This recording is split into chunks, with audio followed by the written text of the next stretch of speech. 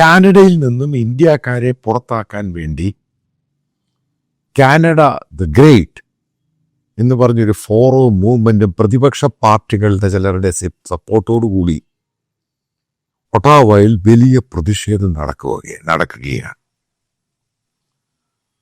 പ്രത്യേകിച്ച് ഇന്ത്യക്കാരെ പുറത്താക്കാനാണ് പ്രതിഷേധം. കാരണം ഏറ്റവും കൂടുതൽ അവിടെ ഇല്ലീഗലായിട്ട് താമസിക്കുന്നത് ഇന്ത്യക്കാരാണ്. സ്റ്റുഡൻറ് വിസയും അതും ഇതുമൊക്കെ പറഞ്ഞ് അവിടെ പോയ ഇന്ത്യക്കാർ പലർക്കും അവിടെ ജോലിയില്ല. ഇങ്ങനെ പല രീതിയിലും അവരുടെ കനേഡിയൻസിന്റെ ജീവിതശൈലിയെ ബാധിക്കുന്നു. അതിൻ്റെ പേരിൽ ഇന്ത്യക്കാരെ പുറത്താക്കാൻ, ഇന്ത്യക്കാരെന്ന് പറഞ്ഞിട്ട് ഡീപ്പോർട്ട് ചെയ്യണം. ഏറ്റവും കൂടുതൽ ഇന്ത്യക്കാരുള്ളത് നിങ്ങൾ മനസ്സിലാക്കണം. അമേരിക്കയല്ല ഏറ്റവും കൂടുതൽ ആൾക്കാരെ പുറത്താക്കിയത്, കാനഡയാണ് ഏറ്റവും കൂടുതൽ ആൾക്കാരെ 2025 പുറത്താക്കിയിരിക്കുന്നത്. ഏറ്റവും കൂടുതൽ ഇന്ത്യക്കാരാണ്. ഇതിന്റെ കണക്കുകൾ ഓരോന്നും വരാൻ തുടങ്ങി. ഇന്ത്യൻ മീഡിയയിൽ, അവിടുത്തെ മീഡിയയിലൊക്കെ വരാൻ തുടങ്ങി. 2024 അവർ കൊടുത്തിരിക്കുന്ന ബജറ്റ് എന്ന് പറയുന്നത് $30 മില്യൺ കനേഡിയൻ ഇന്ത്യക്കാരെ ഡീപ്പോർട്ട് ചെയ്യാൻ കൊടുത്തിരിക്കുന്ന ബജറ്റ്. മനസ്സിലാക്കണം, 2026 ഏകദേശം 1 മില്യൺ 10 ലക്ഷം ഇന്ത്യക്കാര് അവരുടെ ടെമ്പററി വിസ, ജോലിയുടെ വിസയുണ്ട്, മറ്റുള്ള വിസയുണ്ട്, സ്റ്റുഡൻറ് വിസയായിട്ട് പോയവരുണ്ട്, ഇതൊക്കെ റിന്യൂ ചെയ്യണം. ഏകദേശ രീതിയിൽ അവിടുത്തെ വാർത്താ ഏജൻസികളൊക്കെ പറയുന്നത് അതിൽ 7-8 ലക്ഷം ഇന്ത്യക്കാരെ പുറത്താക്കും, ഡീപ്പോർട്ട് ചെയ്യും.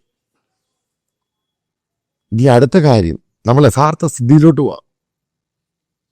അമേരിക്കയിൽ H1B വിസയുമായി ബന്ധപ്പെട്ട് ഇന്ത്യ ഗവൺമെന്റും അതേപോലെ തന്നെ BJPയുടെ ഹാൻഡിലേഴ്സ്, ഇന്ത്യ ഭരിക്കുന്നവരും കേരളത്തിലെ മഹാന്മാരായ ചില യൂട്യൂബേഴ്സും പറഞ്ഞു കാനഡ തുറന്നു തന്നു. ഞാൻ അന്നേ പറഞ്ഞു അങ്ങനല്ല.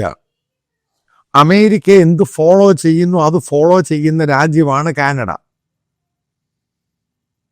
ആർക്കും വിശ്വാസം ഉണ്ടായാലും അത് കഴിഞ്ഞിട്ട് നിങ്ങൾ കണ്ടു, Canadian external affairs foreign minister Indian ഒറിജിനാണ്. അവർ ഇന്ത്യയിൽ വരുന്നു, അവർ ഇന്ത്യ ഗവൺമെന്റുമായിട്ട് സംസാരിക്കുന്നു. സംസാരത്തിന്റെ ഒറ്റ അജണ്ട മാത്രമേ ഉള്ളൂ, അവിടുന്ന് ഡീപ്പോർട്ട് ചെയ്യുന്ന ഇന്ത്യക്കാരെ എടുത്തോണം, ഞങ്ങൾക്ക് അവരെ കൊണ്ട് ജീവിക്കാൻ വയ്യ. അത് പറയാൻ വന്നു കഴിഞ്ഞപ്പോൾ ഇന്ത്യൻ മീഡിയയും യൂട്യൂബേഴ്സും ഒക്കെ വെച്ചതാങ്ങി കാനഡയിലോട്ട് ഇന്ത്യക്കാരെ കൊണ്ടുപോകാൻ വേണ്ടി വന്നതാണ്. ഞാൻ പറഞ്ഞത് അതല്ല. കാരണം അവിടുത്തെ നിങ്ങൾ മനസ്സിലാക്കണം, ഈ ട്രംപും ഇന്ത്യയുമായിട്ട്, മോദിയുമായിട്ട് പിണങ്ങിക്കഴിഞ്ഞപ്പോൾ ഞാൻ ഇതൊക്കെ പറഞ്ഞു, ഇതൊക്കെ ഉണ്ടാകാൻ പോവുകയാണ്. ഈ H1B വിസയുടെ കാര്യം നിങ്ങൾക്ക് മനസ്സിലായേക്കാണ് അടുത്ത സമയത്തുണ്ടായത്, കഴിഞ്ഞ 2 ദിവസം മുമ്പ് ഉണ്ടായത്. അതിൻ്റെ ഡേറ്റ് കഴിഞ്ഞ് നിൽക്കുന്നവരെ, അത് 3 വർഷത്തേക്കാണ് H1B വിസ കൊടുക്കുന്നത്. അത് മുഴുവനും റിന്യൂ ചെയ്തിരിക്കണം. അമേരിക്കൻ ഗവൺമെന്റിന്റെ വാർണിംഗ് ആണ്. ഇന്ത്യയിൽ പോയി റിന്യൂ ചെയ്തിട്ടേ വരാൻ പറ്റുള്ളൂ. അവിടെ വീണ്ടും അനധികൃതമായിട്ട് അവിടെ സ്റ്റേ ചെയ്യുകയാണെങ്കിൽ അമേരിക്കൻ ഗവൺമെന്റ് എടുത്തിരിക്കുന്ന തീരുമാനം പിന്നീട് അവരെ ലൈഫിൽ പോലും അമേരിക്കയിലുള്ള അവരുടെ വിസ ക്യാൻസൽ ചെയ്യും. ഇതാണ് സംഭവം. ഏകദേശം 10 ലക്ഷത്തോളം ഇന്ത്യക്കാര് കാനഡയിൽ അവർ റിന്യൂവൽ 5-6 ലക്ഷം പേര് തിരിച്ചു വരുന്നു. അമേരിക്കയിൽ ഇതാണ് ഡിപ്ലോമാറ്റിക് ഡിസാസ്റ്റർ എന്ന വാക്കിന്റെ അർത്ഥം. ട്രേഡ് ഡീലിന് ഞാൻ വലിയ പ്രാധാന്യം കൂടെ നടക്കാനും പോകുന്നില്ല. അതൊക്കെ പോയി. കാരണം അത് നടക്കാൻ പോകുന്നില്ല. കാരണം അമേരിക്ക പറഞ്ഞ ഡിമാൻഡ് എന്ന് പറയുന്നത് അതനുസരിച്ച് നെഗോഷിയേറ്റ് ചെയ്ത് കഴിഞ്ഞപ്പം ഇന്ത്യൻ പ്രധാനമന്ത്രി അതിന് ഇനിഷ്യേറ്റ് ചെയ്യാത്തതിൻ്റെ പ്രധാന കാരണം വലിയ രീതിയിൽ അമേരിക്കൻ പ്രോഡക്റ്റ് ഇന്ത്യയിലോട്ട് വരും. ഫാമിംഗ് സെക്ടറിലും മറ്റുള്ള എല്ലാ സെക്ടറിലും ഇന്ത്യയിൽ വലിയ ഇഷ്യൂ ഉണ്ടാകും. കാരണം ആ രീതിയിൽ പോകാൻ പറ്റത്തില്ല. സ്റ്റോക്ക് മാർക്കറ്റ് നോക്കുക, കഴിഞ്ഞ 5 ദിവസം, അതായത് വെള്ളിയാഴ്ച വരെ 2300 പോയിന്റുകളാണ് ഇടിഞ്ഞത്. ഏകദേശം 15 ലക്ഷം ഇന്ത്യൻ കറൻസി വൈപ്പ് ഔട്ട് ചെയ്തു പോയി. അടുത്ത കാനഡയുടെ വരുന്നു. ഇനി അടുത്ത ഓസ്ട്രേലിയ, മറ്റുള്ള രാജ്യങ്ങളിൽ നിന്ന് വരുന്നു. അത് കഴിഞ്ഞ് തുടങ്ങണം. അതിൻ്റെ in between middle east Asian രാജ്യങ്ങൾ, അറേബ്യൻ രാജ്യങ്ങൾ തുടങ്ങും. ഇതാണ് കഷ്ടകാലത്തിൽ നിന്ന് കഷ്ടകാലത്തിലോട്ട് പോവുകയാണ്. ഇത്രയും ഇന്ത്യക്കാർ ഇന്ത്യ വന്നു കഴിഞ്ഞാൽ ഇവിടെ ആർക്കാ ഇവിടെ ജോലിയുള്ളത്? മറ്റൊരു പ്രധാന ഘടകം കാനഡ എന്ന് പറയുന്നത് അമേരിക്കയുടെ ഓൺ ഷോറിനടുത്തുള്ള നിയർ ഷോർ ആവുകയാണ്. അതായത് ഇന്ത്യൻ IT കമ്പനിക്ക് അടി ഉണ്ടാകാൻ പോവുകയാണ്. കാരണം ഈ പറയുന്ന പല അമേരിക്കൻ ഔട്ട്സോഴ്സ് എന്ന് പറയുന്ന അവർ പല കമ്പനികളോട് ഹ്യൂജായിട്ട് ആൾക്കാരെ അവിടെ റിക്രൂട്ട് ചെയ്യാൻ തുടങ്ങി. ഇന്ത്യയിൽ 5-6 വർഷം കഴിയുമ്പോൾ ഇന്ത്യയിൽ അമേരിക്കൻ IT കമ്പനികൾ വലുതായിട്ടൊന്നും കാണത്തില്ല. ഇന്ത്യൻ IT ഡോമിനേഷൻ, അതായത് ഓഫ് ഷോർ ബിസിനസ് പൂർണ്ണമായിട്ടും ഇല്ലാതായിപ്പോവും. ചെറിയ രീതിയിൽ അവിടെ ഇവിടെയൊക്കെ കാണാം. എത്രയോ IT എക്സ്പേർട്ടുകൾ പറഞ്ഞ് ഇതാണ് ഉണ്ടാകാൻ പോകുന്നത്. കാരണം ബന്ധവും മോശമായി, മറ്റുള്ള രീതിയും മോശമായി. അമേരിക്ക സ്ട്രോങ് അഗെയിൻ എന്ന് പറയുന്ന സാധനം നിങ്ങൾ തമാശയല്ല, അതിൻ്റെ പ്രതിഫലനമാണ് ഇത് കാണുന്നത്, എൻ്റെ റിഫ്ലക്ഷനാണ് ഇത് കാണുന്നത് മുഴുവനും. അല്ലെങ്കിൽ കാനഡ എന്ന് പറഞ്ഞ രാജ്യത്ത് എത്ര പോപ്പുലേഷനോ, കാരണം വളരെ അവരുടെ പോപ്പുലേഷൻ വളരെ കുറവ്, ഹ്യൂജ് രാജ്യമാണ്. അവരും ഒരു തീരുമാനം എടുക്കുകയാണ് ഇന്ത്യക്കാരെ പുറത്താക്കാൻ. ഈ പറയുന്നത് മുഴുവൻ ഹൈപ്പും ബ്ലഫും മാത്രമാണ് ആളുകൾ പറഞ്ഞു. ഞാനന്ന് കൃത്യമായിട്ട് പറഞ്ഞു, ഇതൊന്നും അല്ല ഉണ്ടാകുന്നത്. കാരണം ശരിക്കും ആലോചിച്ച് ചിന്തിച്ച കാര്യങ്ങൾ എടുക്കണം. ഇന്ത്യയിൽ ഏറ്റവും കൂടുതൽ സ്റ്റുഡൻസ് പഠിക്കാൻ കള്ളത്തരമായിട്ട് പോകുന്നു, അവിടെ ജോലിക്ക് വേണ്ടി. കാരണം ഇന്ത്യയിൽ ജോലിയില്ല, അതതിൻ്റെ കാര്യം. ഇന്ത്യയിൽ ഈ പറയുന്ന ഗ്ലോബൽ ആയിട്ട് അതേപോലെയുള്ള ഇൻസ്റ്റിറ്റ്യൂഷൻസ് ഇല്ല പഠിക്കാൻ. ഇന്ത്യയിലുള്ള അർബൻ ക്ലാസ്സുകളുടെ കുട്ടികളെ എല്ലാം പഠിപ്പിക്കുന്ന അമേരിക്കയിലും കാനഡയിലും ഓസ്ട്രേലിയ, UK, അങ്ങനെ ജർമ്മനി, അങ്ങനെ യൂറോപ്യൻ രാജ്യങ്ങളിലൊക്കെയാണ് പോകുന്നത്. അതിനും വിരാമം വിടാൻ പോകുന്നു. ഇതാണ് അതിൻ്റെ കാര്യം.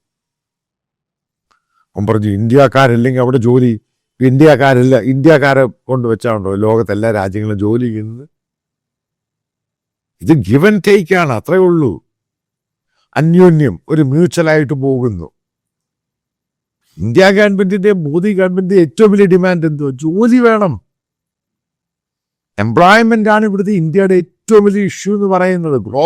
ഗ്ലോബലായിട്ടും ഇന്ത്യയുടെ മാത്രമല്ല, ഗ്ലോബൽ ഇഷ്യൂ എംപ്ലോയ്മെന്റ് ആണ്. ആ എംപ്ലോയ്മെന്റ് പൊട്ടൻഷ്യലായിട്ടുള്ള ഇന്ത്യൻ ഡയസ്പോറ, ലോകം മുഴുവനും അതിന് പ്രശ്നം ഉണ്ടാവുകയാണ്. വീണ്ടും കാനഡയിൽ നമ്മുടെ അമേരിക്ക, കാനഡ, അടുത്ത് മറ്റുള്ള ഓരോ രാജ്യങ്ങളും ഓരോന്നായിട്ട് മുന്നോട്ട് പോകും.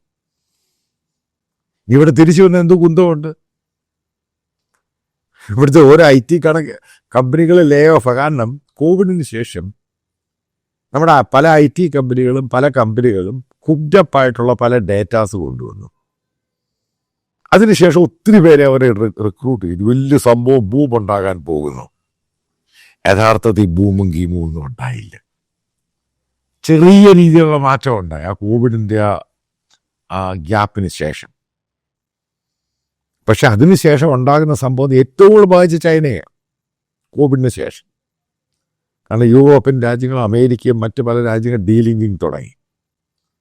അപ്പം എല്ലാവരും പ്രതീക്ഷിച്ചു, ഞാനും പ്രതീക്ഷിച്ചു, ഇന്ത്യ ഒരു ബൂമിങ് എക്കോണമിയാണ്, ഭയങ്കരമാകും. അതിനിടയ്ക്ക് ഓപ്പറേഷൻ സിന്ദൂർ കയറി വരുന്നു. After math of operation Sindoor ഇന്ത്യയുടെ വെടി തീരുന്നു. ഇതാണ് അതിൻ്റെ യാഥാർത്ഥ്യം. വാറ് ജയിച്ചോ ജയിച്ചില്ല ഇതൊന്നുമല്ല പ്രാധാന്യം. ഇന്ത്യ എന്ന് പറഞ്ഞ രാജ്യത്തിൻ്റെ ഗ്രോത്താണ് പ്രാധാന്യം. ഇന്ത്യക്കാർക്ക് ഗ്ലോബലി കിട്ടുന്ന ജോബ്. കാരണം ഇവിടെ അവരെ കാറ്റർ ചെയ്യാൻ പറ്റത്തില്ല. ഇന്ത്യയിൽ ഈ പറയുന്ന ജോബുകളില്ല. വിദേശ രാജ്യങ്ങളിൽ പോയി തന്നെ ജോലി ചെയ്യണം. അതായത് ഇന്ത്യയുടെ ജനസംഖ്യ പ്രശ്നമാണ്, അർബൻ ക്ലാസ്സിന് വലിയ പ്രശ്നമാണ്. ഇന്ത്യയുടെ അർബൻ ക്ലാസ് വല്ലാതെ തളർന്നിരിക്കുകയാണ്. അമേരിക്കൻ പ്രശ്നം, അമേരിക്കൻ H-1B വിസ, ഗ്രീൻ കാർഡിൻ്റെ ഇഷ്യൂ, മറ്റുള്ള രാജ്യങ്ങളിൽ പഴയ പോലെ ഇന്ത്യക്കാരെ ജോലിക്ക് എടുക്കുന്നില്ല. മൾട്ടിപ്പിൾ ഇഷ്യൂ ആണ്. ഇപ്പം എല്ലാവരും നോക്കുന്ന അറബ് രാജ്യങ്ങളാണ്. അറബ് രാജ്യത്താണ് ഏറ്റവും കൂടുതൽ മലയാളികളുടെ സാച്ചുറേറ്റഡ് ആണ്. അതിൻ്റെ ഒരു ഡ്രീം ഏകദേശം അറബ് രാജ്യങ്ങളുടെ കഴിയാറായി. ഇതാണ് യഥാർത്ഥ ഇഷ്യൂ. ഇത് യഥാർത്ഥ ഇഷ്യൂ എന്ന് പറയുന്നത് ഇന്ത്യക്കാരെ പല രാജ്യങ്ങളും കയറ്റാതാകും. പിന്നീട് ഇന്ത്യയിൽ നടന്ന ക്രൈസ്തവരുടെ ആക്രമണം, അത് വലിയ മാറ്ററാണ് സംഭവം. നിങ്ങൾ കണ്ടോണം, കാനഡയിൽ നടക്കുന്ന ഈ മാർച്ചിനകത്തെല്ലാം കുരിശും അതും ഇതൊക്കെ വെച്ചോണ്ടാണ് Christians coming back, Christ is coming back. ആ രീതിയിലാണ് അവരുടെ പോക്ക്. എന്താണ് ന്യൂസിലാൻഡിൽ നടന്നത്? നിങ്ങളെല്ലാം കണ്ടു കാണും. വലിയ രീതിയിലാണ് ന്യൂസിലാൻഡുകാർ അവിടെയുള്ള ഇന്ത്യൻ കമ്മ്യൂണിറ്റിക്കെതിരെ വലിയ പ്രതിഷേധം നടത്തിയത്. അതവിടെ അമേരിക്കയിൽ തുടങ്ങി മറ്റുള്ള രാജ്യങ്ങളെല്ലാം അത് ഫോളോ ചെയ്യും. അടുത്തിന് ഓസ്ട്രേലിയയിലോട്ട് കയറി വരും. അപ്പം അതായത് മനസ്സിലാക്കുക, അതാണ് ഞാൻ പല ആവർത്തി പറഞ്ഞത്, ഗവൺമെൻറ്റിൻ്റെ ഡിപ്ലോമാറ്റിക് പരാജയം.